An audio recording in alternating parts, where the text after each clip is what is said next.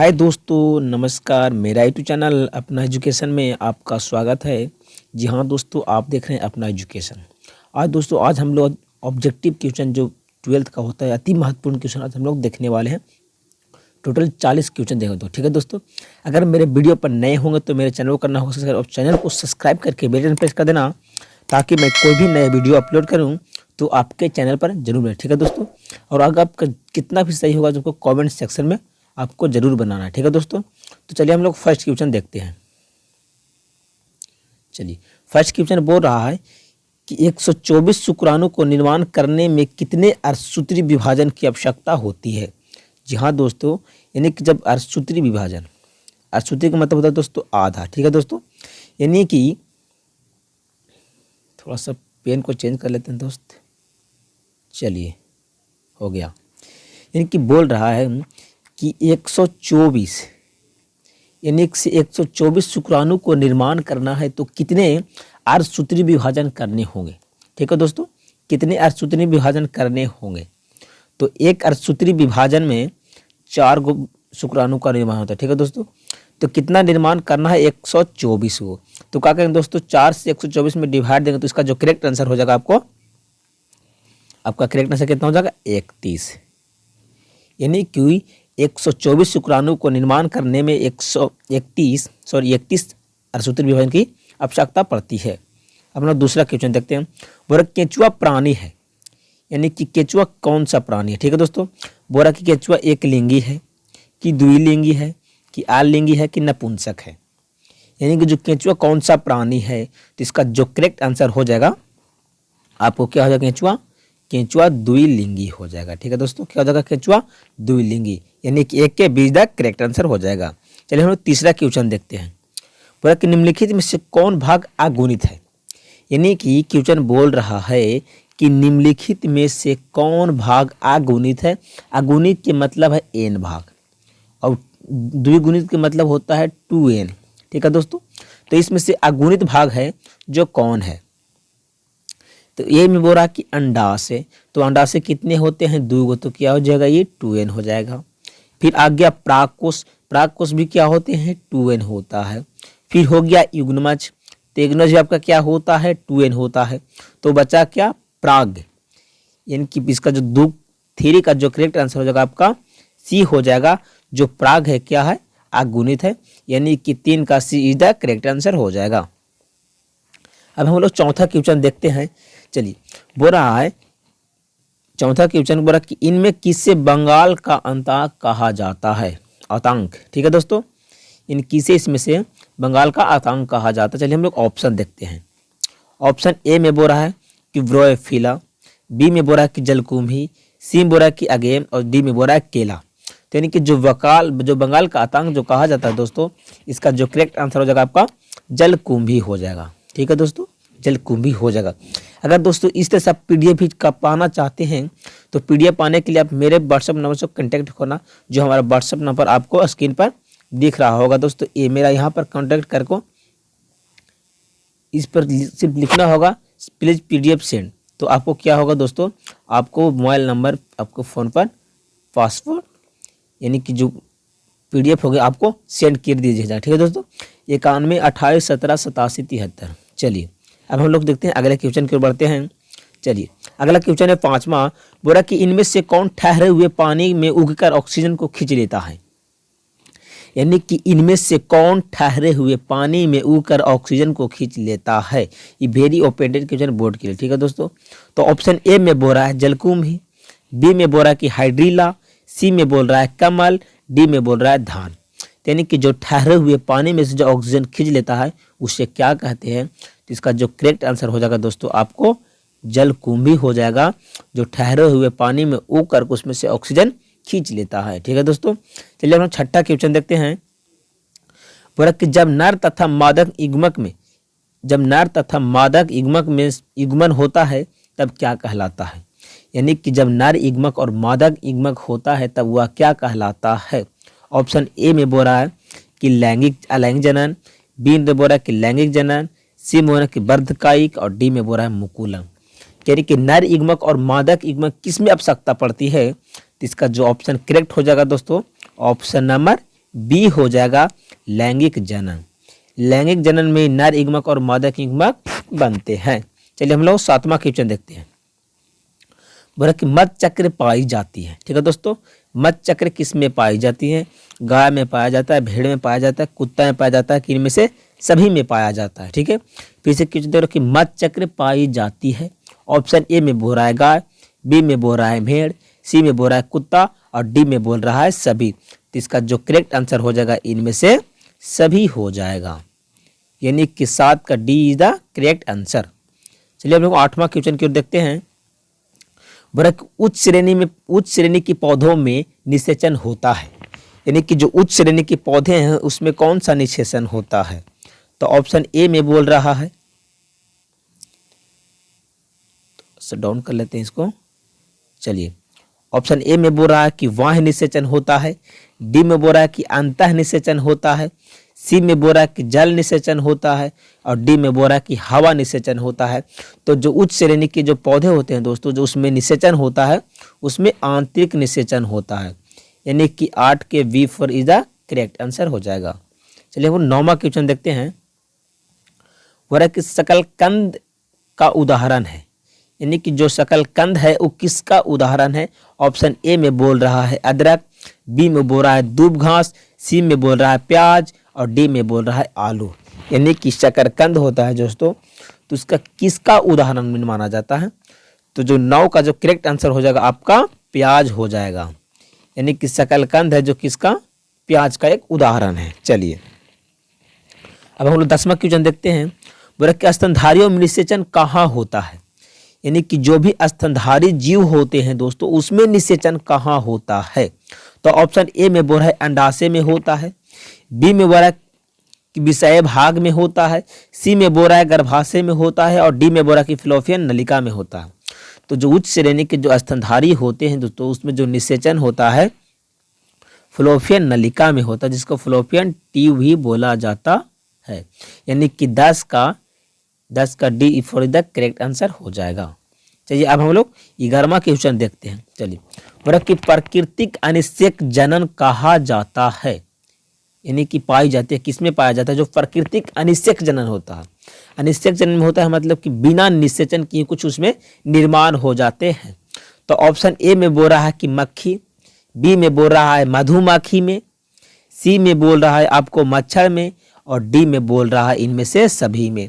तो जो प्राकृतिक जो अनिषेक जनन पाया जाता है दोस्तों वो पाया जाता है मधुमक्खी में, यानी कि 11 की B is the correct answer हो जाएगा।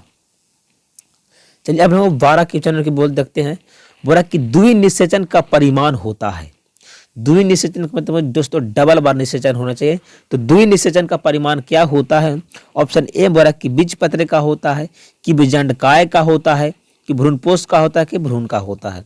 तो 12 का जो करेक्ट आंसर हो जाएगा आपको भ्रूणपोष हो जाएगा। ठीक है दोस्तों।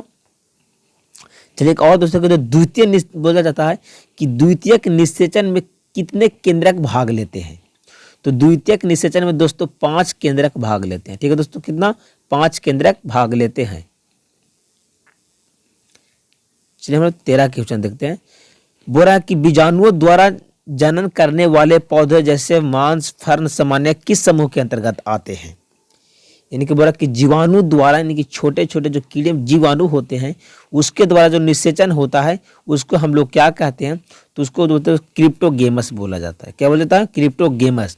यानी कि 3 का क्या आंसर हो जाएगा? सी, यानी कि 13 का सी द करेक्ट आंसर हो जाएगा। चलिए हम 14 नंबर की जो देखते हैं। बोला कि ये परिवर्तन जो लार्वा के व्यापक रूप में परिवर्तन होता है क्या कहलाता है? ठीक है दोस्तों, बोला कि ये परिवर्तन जो लार्वा को वयस्क रूप में परिवर्तित होता है क्या कहलाता है? तो ऑप्शन ए में बोल रहा है कि मेटोजेनिस बोलते हैं, कि एकानांतर बोलते हैं, कि कायनांतर बोलते हैं, कि मेटास्टेनिज बोलते हैं। तो जो 14 का जो करेक्ट आंसर हो जाएगा आपको डी हो जाएगा। ठीक है दोस्तों, क्या हो जाएगा? डी हो जाएगा। चलिए अब लोग 15वां नंबर क्वेश्चन बोलते हैं। चलिए दोस्तों, यहाँ पर भ्रूणपोष होगा, भ्रूणपोष जगह से भ्रूण होगा। ठीक है दोस्तों, क्या हो जाएगा यहाँ पर भ्रूणपोष हो जाएगा। चलिए बोला कि भ्रूणपोष में कितने क्रोमोसोम होते हैं, यहाँ पर सुधार लीजिएगा। बोला कि भ्रूणपोष में कितने गुणसूत्र या क्रोमोसोम पाए जाते हैं। चलिए हम लोग ऑप्शन देखते हैं। ऑप्शन ए बोला कि अगुणित होता है, बी में बोला कि द्विगुणित होता है, सी में बोला कि त्रिगुणित होता है और डी में बोला है ए की बी होता है। तो जो भ्रूणपोष होता है दोस्तों, उसमें जो क्रोमोसोम होता है वो 3n होता है, यानी कि त्रिगुणित होता है। चलिए अगले क्वेश्चन की ओर बढ़ते हैं। चलिए 16 नंबर क्वेश्चन बोला कि जब संतति की उत्पत्ति एकल जनक द्वारा होता है तो क्या कहलाता है। यानी कि जब एक संतति का जन्म हुआ है तो उसमें एकल जनक के द्वारा हुआ है तो उस संतति को यानी कि उस जनन को क्या कहते हैं। तो ऑप्शन ए में बोल रहा है लैंगिक जनन बोलते हैं, बी में बोल रहा कि अलैंगिक जनन बोलते हैं, सी में बोल रहा कि दोनों बोलते हैं और डी में बोल रहा कि आंतरिक निषेचन बोलते हैं। तो अगर एक संतति को उत्पन्न एकल जनक द्वारा होता है तो उसे हम अलैंगिक जनन के नाम से जानते हैं, यानी कि 16 के B is the correct answer हो जाएगा। चलिए हम 17वां क्वेश्चन की ओर देखते हैं। बोला कि इनमें से कौन नर युग्मक से संयोजन करके भ्रूणपोष बनाता है। यानी कि बोल रहा है कि इनमें से कौन नर युग्मक से संयोग करके भ्रूणपोष बनाता है। जो भ्रूणपोष होता है दोस्तों, जब भ्रूण का निर्माण होता है तो उसको पोषण देने की जरूरत करती है। तो चलिए हम लोग ऑप्शन देखते हैं। ऑप्शन ए बोला कि अनिषेचित अंडा, की सहायक कोशिका, की एंटीफोलोटा, की द्वितीयक केंद्रक।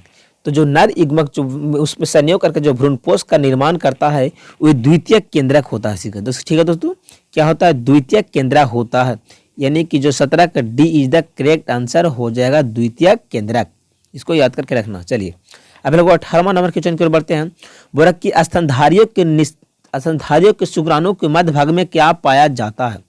यानी कि जो स्तनधारी होते हैं उसको जो शुक्राणु होता है उसके मध्य भाग में क्या पाया जाता है। चलिए हम लोग ऑप्शन से पकड़ते हैं इसको दोस्तों। ऑप्शन ए बोरा की केंद्रक होता है, बी में बोरा की रसधानी होता है। अब हम लोग अगले की ऑप्शन देखते हैं। सी में बोरा की माइटोकॉन्ड्रिया होता है और डी में बोरा की सेंट्रोल होता है। तो जो शुक्राणु को जो मध्य भाग में जो उपस्थित होता है उसको हम लोग माइटोकॉन्ड्रिया के नाम से जानते हैं। ठीक है दोस्तों, माइटोकॉन्ड्रिया। और माइटोकॉन्ड्रिया में जो निश्चित रहता है दोस्तों वो होता है एटीपी, जो क्या करता है भोजन प्रदान देता है। ठीक है दोस्तों, क्या देता है भोजन। चलिए हम लोग अगले क्वेश्चन की ओर बढ़ते हैं। चलिए 19वां क्वेश्चन बोल रहा है कि चमगादड़ द्वारा प्रगन क्या कहलाता है। ठीक है दोस्तों, यानी कि जो चमगादड़ द्वारा जब प्रगन होता है उसको हम लोग क्या कहते हैं। तो ऑप्शन ए में बोल रहा है कि ऑन्थ्रोफिली, बी में बोल रहा है कि एंटेमोफिली, सी में बोला कि क्रिप्टोफिली और डी में बोला कि हाइड्रोफिली। ठीक है दोस्तों, तो जो चमगादड़ द्वारा जो प्रगन होता है दोस्तों उसको हम लोग क्रिप्टोफिली बोलते हैं। क्या बोलते हैं क्रिप्टोफिली, यानी कि जो 19 का सी इज द करेक्ट आंसर हो जाएगा। चलिए हम लोग अगले 20वां नंबर क्वेश्चन की ओर बढ़ते हैं। बोला कि जनक समान जीव प्राप्त हो सकते हैं। यानी कि बोला कि जनक समान जीव प्राप्त हो सकते हैं, यानी एक संतति का उत्पन्न करना है जो अपने जनक से हूबहू समान मिलता है। तो ऑप्शन ए में बोला कि बीज से होगा, सी में बोलेगा कि इग्नुमत से होगा, सी में बोला कि इग्माको से होगा और डी में बोला कि विखंडन के द्वारा होता। अगर एक जनक से संतति समान प्राप्त करना है तो उससे हम बोलते हैं विखंडन, यानी कि विखंडन के द्वारा ही अपने जनक के समान उत्पत्ति होते हैं। चलिए यानी कि 20 का क्या हो जाएगा आपका D is the correct answer हो जाएगा। ठीक है दोस्तों, अगर वीडियो अगर मेरे चैनल को सब्सक्राइब नहीं किए होंगे तो मेरे चैनल को कर देना हो सब्सक्राइब और चैनल को सब्सक्राइब करके बेल आइकन प्रेस कर देना ताकि मैं कोई भी नई वीडियो अपलोड करूं तो आपके चैनल पर जरूर मिले। ठीक है दोस्तों, चलिए हम लोग अगले क्वेश्चन की ओर बढ़ते हैं, 21 नंबर क्वेश्चन की ओर। चलिए बोला कि द्विखंडन किसमें पाया जाता है। ठीक है दोस्तों, द्विखंडन किसमें पाया जाता है। ऑप्शन ए में बोल रहा है मलेरिया अमीबा में, बी में बोल रहा है कि पैरामीशियम में, सी बोल रहा है कि जलकुंभी में और डी में बोल रहा है कि अमीबा और पैरामीशियम दोनों में पाया जाता है। तो जो द्विखंडन होता है तो किस में पाया जाता है। तो द्विखंडन जो पाया जाता है दोस्तों अमीबा और पैरामीशियम दोनों में पाया जाता है, यानी कि जो 21 के आंसर हो जाएगा D is the correct answer हो जाएगा। चलिए हम लोग 22वां नंबर क्वेश्चन को बढ़ता है। बोला कि मुकुलन द्वारा जनन किस में होता है। ठीक है दोस्तों, मुकुलन द्वारा जनन किस में होता है। तो ऑप्शन ए में बोल रहा है कि ईड्स में होता है, बी में बोल रहा है कि म्यूकर में होता है, सी में बोल रहा है कि पाइनस में होता है और डी में बोरा की फर्न में होता है। तो जो मुकुलन द्वारा जनन होता है दोस्तों आपका ईस्ट में होता है, यानी कि 22 का A4 is the correct answer हो जाएगा।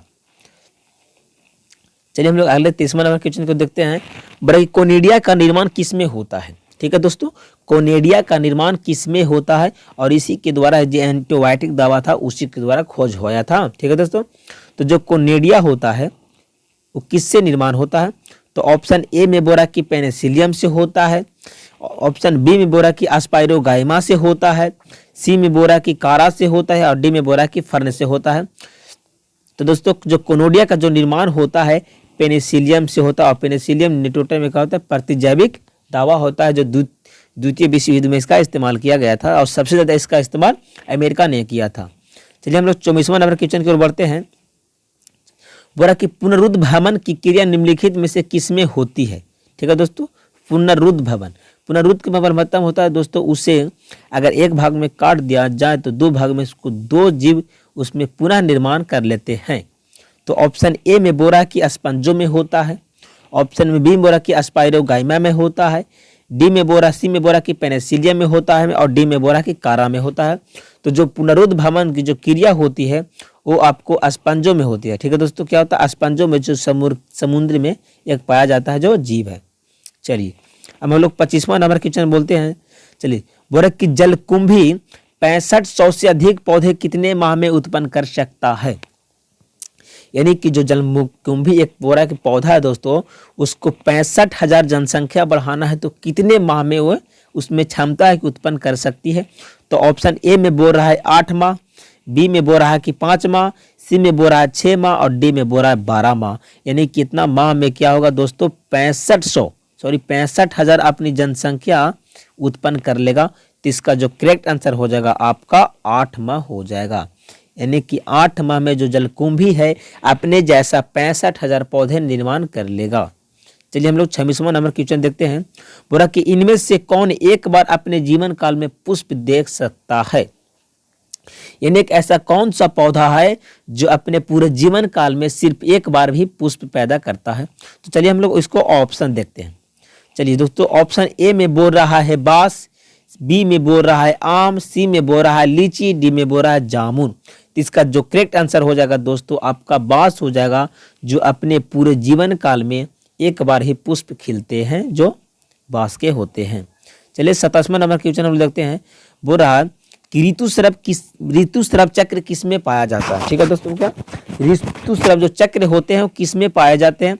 तो ऑप्शन ए में बोल रहा है मनुष्य, बी में बोल रहा है बंदर, सी में बोल रहा है चिंपैंजी और डी में बोल रहा है इनमें से सभी। तो इसका जो करेक्ट आंसर हो जाएगा दोस्तों आपका डी हो जाएगा, इनमें से सभी। ठीक है दोस्तों, जो ऋतुस्राव चक्र होता है उसकी और नाम से भी जाना जाता है जिसको हम लोग एएमसी के भी नाम से जानते हैं। फिर इसका मासिक चक्र ही बोला जाता है। ठीक है दोस्तों, क्या बोला जाता है? मासिक चक्र। चलिए हम लोग अब 28वां नंबर क्वेश्चन की ओर बढ़ते हैं। चलिए 28वां नंबर बोल रहा है कि द्विलिंगी प्राणी का उदाहरण है, यानी कि इनमें से कौन जीव है जो द्विलिंगी है? ठीक है दोस्तों, चलिए ऑप्शन ए में बोल रहा है कि स्पंज, डी में बोल रहा है कि टेम्टोम, सी में बोल रहा है जोक और डी में बोल रहा है इनमें से सभी। तो इसका जो करेक्ट आंसर हो जाएगा दोस्तों आपका इनमें से सभी हो जाएगा डी। चलिए हम लोग 29वां नंबर क्वेश्चन देखते हैं। बोल रहा है कि मनुष्य के इग्मकों में गुणसूत्र की संख्या कितनी होती है? ठीक है दोस्तों, बोल रहा है कि मनुष्य के इग्मकों में गुणसूत्र की संख्या कितनी होती है? तो ऑप्शन ए में बोल रहा है कि 21 होता है, बी में बोल रहा है कि 23 होता है, सी में बोल रहा है कि 44 होता है और डी में बोल रहा है कि 46 होता है। तो मनुष्य के इग्मकों में जो गुणसूत्र की संख्या होता है दोस्तों वो 46 होता है। ठीक है दोस्तों, यहाँ पर इग्मक दिया हुआ है तो इग्मक के मतलब होता है दोस्तों नर इग्मक या तो फिर मादा इग्मक। तो उसमें क्या होता है? उसमें 46 क्रोमोजोम उपस्थित होते हैं, लेकिन अगर जोड़ा में माता तब इसको हम 23 को हम टिक आउट कर सकते थे, लेकिन इसका जो करेक्ट आंसर हो जाएगा आपका 46 हो जाएगा। चलिए हम लोग 30वां नंबर क्वेश्चन की ओर बढ़ते हैं। बोला कि इनमें कौन अंडप्रजक प्राणी है? ठीक है दोस्तों, बोला कि इनमें कौन अंडप्रजक प्राणी है? ऑप्शन ए में बोल रहा है मुर्गी, सी में बोल रहा है सांप, बी में बोल रहा है सांप, सी में बोल रहा है मगरमच्छ और डी में बोल रहा है इनमें से सभी। तो इसमें से कौन है जो अंडप्रजक प्राणी है? ठीक है दोस्तों। अंड प्रजक प्राणी के मतलब होता है अपने जनक अपनी संतति को निर्माण करने के लिए, यानी कि बच्चे के रूप में जन्म ना देकर उससे पहले अंडे के रूप में देती है, उसी को हम बोलते हैं अंड प्रजक। तो ऑप्शन ए में बोल रहा है मुर्गी, बी में बोल रहा है सांप, सी में बोल रहा है मगरमच्छ, डी में बोल रहा है सभी। तो ये सारे जीव है जो अपने संतति को, अपनी जनसंख्या को कायम रखने के लिए सबसे पहले क्या, अंडे को उत्पन्न करते हैं। इसीलिए इसका जो करेक्ट आंसर हो जाएगा ऑप्शन डी हो जाएगा। और ये सारे जीव को क्या बोलते हैं, अंड प्रजक बोलते हैं। चलिए अब हम लोग 31वां नंबर क्वेश्चन बोल रहा है कि जब निषेचन शरीर के बाहर होता है तो उसे क्या कहते हैं। ठीक है दोस्तों, बोल रहा है कि जब निषेचन शरीर के बाहर होता है उसे हम क्या कहते हैं। तो ऑप्शन ए में बोल रहा है बाह्य निषेचन, बी में बोल रहा है कि अनिषेक जनन, सी में बोलता है आंतरिक निषेचन और डी में बोल रहा है इनमें से कोई नहीं। ठीक है दोस्तों, तो क्वेश्चन बोल रहा है कि जब निषेचन शरीर से बाहर होता है तो उसे क्या कहते हैं। तो इसका जो करेक्ट आंसर हो जाएगा आपको बाह्य निषेचन हो जाएगा। चलिए हम लोग 32वां नंबर क्वेश्चन देखते हैं। पूरा कि निम्नलिखित में से कौन सी विधि अलैंगिक प्रजनन की नहीं है। ठीक है दोस्तों, पूरा कि निम्नलिखित में से कौन विधि अलैंगिक जनन, ठीक है दोस्तों, अलैंगिक जनन की विधि नहीं है। तो ऑप्शन ए में बोल रहा है मुकुलन, बी में बोल रहा है कि लेरियनिंग, सी में बोल रहा है कि बोना और डी में बोल रहा है कि दाब लगाना। तो जो अलैंगिक जनन की जो विधि नहीं है दोस्तों उसको हम लोग बोना, यानी कि जो धान उन बोता है दोस्तों वो वाला जो अलैंगिक जनन के अंतर्गत वो नहीं आता है। ठीक है दोस्तों, चलिए हम लोग 33वां नंबर क्वेश्चन बोलता है, बोला कि युग्मक स्थानांतरण हो सकता है। ठीक है दोस्तों, यानी कि जो युग्मक होता है क्या क्या से स्थानांतरण हो सकता है, यानी कि एक स्थान से दूसरे स्थान तक जा सकता है। तो ऑप्शन ए में बोल रहा है कि जल के द्वारा जा सकता है, ऑप्शन बी में बोल रहा है कि वायु के द्वारा जाएगा, ऑप्शन सी में बोल रहा है कि हवा के द्वारा जाएगा, ऑप्शन डी में बोल रहा है कि इनमें से सभी के द्वारा जाएगा। तो यानी कि जो युग्मक का जो स्थानांतरण होता है ये सारे के द्वारा होता है, यानी कि option D is the correct answer हो जाएगा। चलिए हम लोग 34वां नंबर क्वेश्चन देखते हैं। बोला कि निम्नलिखित में से कौन सजीव प्रजक नहीं है। ठीक है दोस्तों, बोला कि निम्नलिखित में से कौन सजीव प्रजक नहीं है। ऑप्शन ए में बोल रहा है मुर्गी, ऑप्शन बी में बोल रहा है गाय, ऑप्शन सी में बोल रहा है बकरी, ऑप्शन डी में बोल रहा है मनुष्य। ठीक है दोस्तों, तो क्वेश्चन करने का मतलब है कि बोला कि इनमें से कौन सजीव प्रजक नहीं है, यानी इसका कहने का मतलब ये है कि इनमें से वैसे जीव का निर्माण बताइए जो अंड प्रजक है, यानी कि अपनी जनसंख्या को कायम रखने के लिए पहले अंडे देती है फिर उसके बाद उससे बच्चे निकलते हैं। तो ऑप्शन ए में बोल रहा है कि मुर्गी, तो मुर्गी क्या होता है सबसे पहले अंडा देता है। फिर आ गया गाय, तो गाय क्या होता है उस पर पहले बच्चा अपने उत्पन्न करते हैं। फिर बकरी भी क्या होता है बच्चे उत्पन्न करते हैं। जो मनुष्य होते हैं वो भी बच्चे उत्पन्न करते हैं। इसका जो करेक्ट आंसर हो जाएगा आपका मुर्गी हो जाएगा, यानी कि 34 का ए इज द करेक्ट आंसर। चलिए हम लोग 35वां नंबर क्वेश्चन को बोला कि निम्नलिखित में से किसमें बाह्य निषेचन होता है। ठीक है दोस्तों, यानी कि बोला कि निम्नलिखित में से किसमें बाह्य निषेचन होता है। बाह्य निषेचन का मतलब होता है कि शरीर से बाहर निषेचन होना चाहिए। तो ऑप्शन ए में बोल रहा है कि मेढक, बी में बोल रहा है हिरन, सी में बोल रहा है मनुष्य और डी में बोल रहा है घोंघा। तो किसमें होता है जो बाह्य निषेचन होता है, यानी कि शरीर से बाहर होता है। तो ऑप्शन इसका जो करेक्ट आंसर हो जाएगा आपको मेढक हो जाएगा। ठीक है दोस्तों, उसमें क्या होता है बाह्य निषेचन होते हैं, यानी कि शरीर से बाहर उसके नर युग्मक और मादक युग्मक मिलते हैं। चलिए हम लोग 36वां नंबर क्वेश्चन देखते हैं। बोला कि इनमें किसमें जल माध्यम से निषेचन होता है, यानी कि बोला इनमें से किसमें जल के माध्यम से निषेचन होता है। तो ऑप्शन ए में बोल रहा है कि शैवाल में होता है, बी में बोल रहा है कि ब्रायोफाइटा में होता है, सी में बोल रहा है कि टेरिडोफाइटा में होता है और डी में बोल रहा है इनमें से सभी में होता है। तो इसका जो करेक्ट आंसर हो जाएगा आपको टेरिडोफाइटा हो जाएगा। क्या हो जाएगा टेरिडोफाइटा, यानी कि उसमें जल के माध्यम से निषेचन होते हैं। चलिए हम लोग 37वां नंबर क्वेश्चन देखने वाला। बोला कि निम्न में से कौन उभयलिंगी पादप नहीं है। ठीक है दोस्तों, बोला कि निम्न में से कौन उभयलिंगी पादप नहीं है, यानी कि उभयलिंगी के मतलब होता है द्विलिंगी, यानी कि द्विलिंगी नहीं है। उस पादप को क्या होना चाहिए एक लिंगी होना चाहिए। ठीक है दोस्तों, तो चलिए हम लोग करेक्ट आंसर उसको ढूंढते हैं। चलिए तो ऑप्शन ए में बोल रहा है पपीता, ऑप्शन बी में बो रहा है सरसों, ऑप्शन सी में बो रहा है मक्का और ऑप्शन डी में बो रहा है गुड़हुल, यानी कि इसको उड़हुल के नाम से बोलते हैं। यानी कि ऑप्शन ए हो गया आपको पपीता, बी हो गया सरसों, डी हो गया मक्का, सी हो गया मक्का और डी हो गया उड़हुल। तो इसका जो करेक्ट आंसर हो जाएगा, यानी कि जो उभयलिंगी नहीं है उसको हम लोग पपीता के नाम से जानते हैं। यानी कि जो पपीता है वो क्या है, एक लिंगी है, क्योंकि जो कोई पपीते होते हैं जो जिसमें फल लगते हैं और एक ऐसे पपीते होते हैं जिसमें फली भी लगते हैं। चलिए अब हम लोग 38वां नंबर क्वेश्चन देखते हैं। बोला कि अगैवा में बहु प्रजनन होता है। ठीक है दोस्तों, बोला कि अगैवा में बहु प्रजनन यानी कि वार्षिक प्रजनन होता है, किसके द्वारा होता? तो ऑप्शन ए में बो रहा है बुल्बिया द्वारा, बी में बो रहा है संकरण द्वारा, सी में बो रहा है कि अस्टोलन द्वारा और डी में बो रहा है कि राजम द्वारा। यानी कि जो 38 का जो करेक्ट आंसर हो जाएगा आपका ऑप्शन नंबर ए हो जाएगा, बुलबिला द्वारा हो जाएगा। चलिए हम लोग अगला क्वेश्चन 39 नंबर की ओर बढ़ते हैं। बोला कि निम्नलिखित में से कौन जंतु उभयलिंगी नहीं है? ठीक है दोस्तों, यानी कि निम्नलिखित में से कौन जंतु उभयलिंगी नहीं है, यानी कि द्विलिंगी नहीं है, उसको एक लिंगी होना चाहिए। तो ऑप्शन ए में बोल रहा है जोंक, सी में बी में बोल रहा है केंचुआ, सी में बोल रहा है फीताक्रीम और डी में बोल रहा है घरेलू मक्खी। तो जो उभयलिंगी जो जंतु नहीं है दोस्तों, उसको जो करेक्ट आंसर हो जाएगा आपको घरेलू मक्खी हो जाएगा। यानी कि 39 का D is the correct answer हो जाएगा। अब हम लोग लास्ट क्वेश्चन और 40वां क्वेश्चन देखने वाले हैं दोस्तों। ठीक है दोस्तों, बोला कि शरीर के बाहर होने वाले निषेचन को क्या कहते हैं? ठीक है दोस्तों, शरीर के जो बाहर होता है निषेचन, उससे हम लोग क्या कहते हैं? एक उसी निषेचन को बाह्य निषेचन कहते हैं, और बाह्य निषेचन को और क्या नाम से जाना जाता है? तो ऑप्शन ए में बोल रहा है इन विट्रो, ऑप्शन बी में बोल रहा है कि इन विवो, सी में बोल रहा है दोनों और डी में बोल रहा है इनमें से कोई नहीं।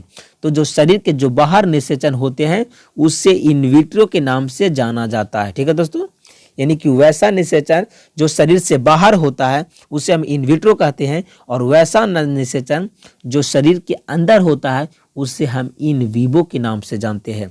यानी कि पूछ दे कि शरीर से बाहर होने वाले निषेचन को क्या कहते हैं, तो इन विट्रो मारना होगा। अगर उसी के जगह शरीर को जब अंदर पूछते तो उसके हमको इन विवो मारना होगा। ठीक है दोस्तों, अगर आज लास्ट वीडियो का दोस्तों जो ऑब्जेक्टिव हम लोग 40 को ऑब्जेक्टिव कंफर्म कर ले। ठीक है दोस्तों, अगर आपको जितना भी सही होगा दोस्तों मेरे कमेंट सेक्शन में आपको जरूर देना, और अगर वीडियो अच्छा लगा होगा तो मेरे चैनल को करना सब्सक्राइब, और चैनल को सब्सक्राइब करके बेल आइकन प्रेस कर देना, ताकि मैं कोई वीडियो अपलोड करूं तो आपके चैनल पर जरूर मिले दोस्तों। अब अपने दोस्तों को शेयर करना भूलें।